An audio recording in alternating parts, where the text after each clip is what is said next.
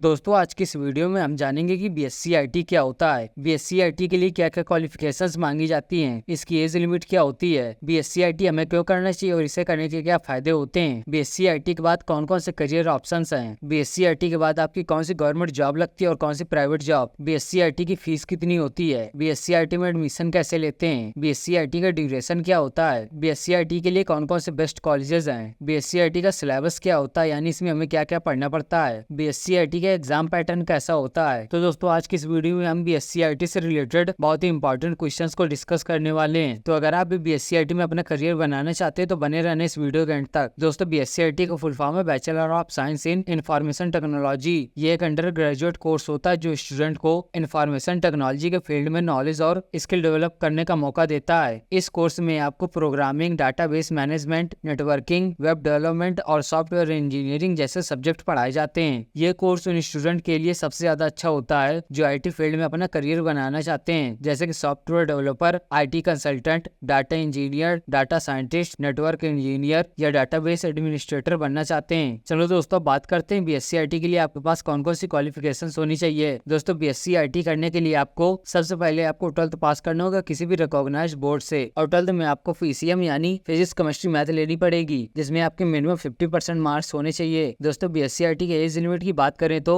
वैसे तो कोई स्पेसिफिक एज लिमिट नहीं होती, लेकिन कुछ कॉलेजेस होते हैं जो 17 साल मिनिमम एज मांगते हैं और मैक्सिमम एज 25 साल मांगते हैं। तो दोस्तों चलो बात करते हैं बीएससी आईटी हमें क्यों करना चाहिए और इसे करने के क्या क्या फायदे होते हैं। दोस्तों इंफॉर्मेशन टेक्नोलॉजी एक रैपिडली ग्रोइंग फील्ड है जिसमें जॉब अपॉर्चुनिटीज काफी ज्यादा हैं। डिजिटल ट्रांसफॉर्मेशन और टेक्नोलॉजी अडॉप्टेशन की वजह से आईटी प्रोफेशनल्स की डिमांड हर इंडस्ट्री में बढ़ रही है। बीएससी आईटी कोर्स से आपको आईटी के बेसिक्स, कॉन्सेप्ट और एडवांस टेक्नोलॉजी की स्ट्रॉन्ग फाउंडेशन मिलती है जो आपको software development, database management, networking और साइबर सिक्योरिटी जैसे एरियाज में स्पेशलाइज करने को मौका मिलता है। इस कोर्स के बाद आप मल्टीपल करियर पाथ चूज कर सकते हैं, जैसे कि software engineer, IT consultant, system analyst, network administrator, web developer और cyber security expert. BSc IT के बाद आप एमसीए या फिर एमएससी आईटी कर सकते हैं। कंपनीज हर स्केल पर आईटी प्रोफेशनल की हायरिंग कर रही है, from startups to large MNCs, और आईटी प्रोफेशनल्स की सैलरीज भी काफी ज्यादा हाई होती है। आईटी एक ऐसा फील्ड है जो ग्लोबली इन डिमांड है। अगर आपको इंटरनेशनल करियर में इंटरेस्ट है तो बीएससी आईटी आपको उस डायरेक्शन में ले जा सकता है। दोस्तों चलो बात करते हैं आप बीएससी आईटी के बाद क्या क्या कर सकते हैं, यानी बीएससी आईटी के बाद कौन कौन से करियर ऑप्शंस हैं। दोस्तों बीएससी आईटी के बाद कई डाइवर्स करियर ऑप्शंस अवेलेबल हैं। ये डिग्री आपको आईटी और कंप्यूटर साइंस के वेरियस फील्ड में बहुत सारी जॉब्स के लिए क्वालिफाई करती है। जो जॉब कुछ इस प्रकार से हैं: सॉफ्टवेयर डेवलपर या software engineer, web developer, system analyst, network administrator, database administrator, IT support specialist, cyber security analyst, business analyst, cloud computing specialist, data scientist, IT project manager, user experience designer, artificial specialist, mobile app developer, IT consultant. आप कुछ इन fields में अपना career बना सकते हैं। आप अपनी interest और स्किल के हिसाब से इन करियर ऑप्शंस को चूज कर सकते हैं। अब दोस्तों बात करते हैं बीएससी आईटी करने के बाद आपकी कौन सी गवर्नमेंट जॉब लगती है और कौन सी प्राइवेट जॉब। तो दोस्तों पहले हम गवर्नमेंट जॉब की बात करते हैं। दोस्तों गवर्नमेंट जॉब में आप बैंकिंग सेक्टर में आईटी ऑफिसर बन सकते हैं, और गवर्नमेंट के डिपार्टमेंट्स में आप सिस्टम एनालिस्ट बन सकते हैं, या तो आप पीएसयू में टेक्निकल एनालिस्ट बन सकते हैं, नहीं तो आप गवर्नमेंट एजेंसीज में डाटाबेस एडमिनिस्ट्रेशन को चूज कर सकते हैं। इनके साथ साथ आप आईटी फील्ड में जूनियर इंजीनियर भी बन सकते हैं। और दोस्तों अगर प्राइवेट जॉब की बात करते हैं इसमें आपका software developer, software engineer, web developer, network administrator, system analyst, database administrator, IT support specialist, cyber security analyst, business analyst, cloud computing specialist और मोबाइल ऐप डेवलपर जैसे करियर ऑप्शन चूज कर सकते हैं। अब दोस्तों बात करते हैं बीएससी आईटी की फीस कितनी होती है। दोस्तों बीएससी आईटी की फीस कॉलेज और यूनिवर्सिटीज के हिसाब से वेराई करती है। अगर दोस्तों आप किसी गवर्नमेंट कॉलेज से बीएससी आईटी कर रहे हैं तो यहाँ पर आपकी पर एनुअल फीस 10,000 से लेकर 50,000 तक होगी, और अगर आप किसी प्राइवेट कॉलेज से बीएससी आईटी कर रहे हैं तो आपकी एनुअल फीस 30,000 से लेकर 1.5 लाख रुपए तक हो सकती है। दोस्तों बीएससी आईटी का ड्यूरेशन जनरली 3 साल का होता है। ये कोर्स 6 सेमेस्टर में डिवाइड होता है, जहाँ पर आपका हर सेमेस्टर लगभग 6 महीने का होता है। अब दोस्तों चलो मैं आपको कुछ ऐसे बेस्ट कॉलेजेस बताता हूँ बीएससी आईटी करने के लिए, जिसमें आपका पहला कॉलेज हो गया दिल्ली यूनिवर्सिटी, दूसरा हो गया जवाहरलाल नेहरू यूनिवर्सिटी, फिर आपका आता है यूनिवर्सिटी ऑफ मुंबई, फिर आपका हो गया आईआईटी रुड़की, फिर मणिपाल एकेडमी। ये आपके गवर्नमेंट कॉलेजेस हो गए। और अगर आप प्राइवेट कॉलेज से करना चाहते हैं तो आप अशोका यूनिवर्सिटी, शिवनाडर यूनिवर्सिटी,